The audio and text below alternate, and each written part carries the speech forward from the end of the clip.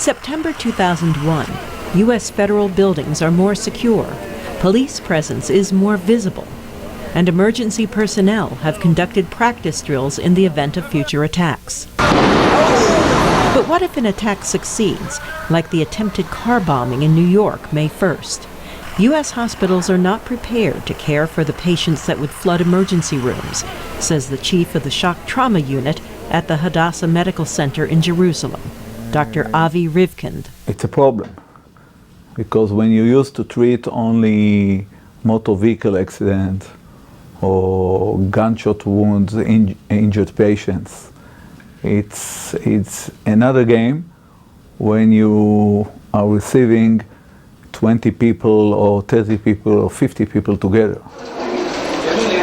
In Israel, the most senior doctors do triage. Dr. Rivkin says Americans should copy this practice. Dr. Rivkin has experienced the effects of a terrorist bomb in a crowded city and the critical need to be prepared. With all the expertise that we have, we are doing drills. Drills start in medical school. Dr. Rivkin says U.S. hospitals and medical schools need to conduct education and research programs on trauma. Injuries from a car bomb are very different from other types of injuries. People breathe in the heat from the explosion, and they need to receive oxygen quickly, usually through a tube. The process is called intubation. Dr. Rivkin says in Israel, first responders, emergency medical technicians, are considered part of the trauma team. In Jerusalem, they are equipped with cameras so doctors can quickly see the patients. We see it on our computers. We now became sophisticated. We see it on our mobiles.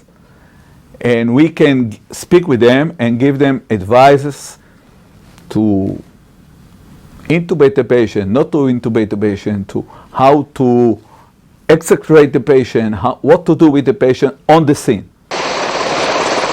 The most critical time in treating a patient is in the first 60 minutes after an explosion. Dr. Rivkin's satisfaction comes in seeing patients not only survive, but thrive. It's happiness, satisfaction. It's the greatest things in the world that you can achieve. Officials in New York and elsewhere are studying the operation of the shock trauma unit at Hadassah Medical Center. But according to a congressional report, U.S. hospitals have a long way to go. The report found that many emergency rooms are already performing at capacity and couldn't handle a sudden surge of patients. Carol Pearson, VOA News.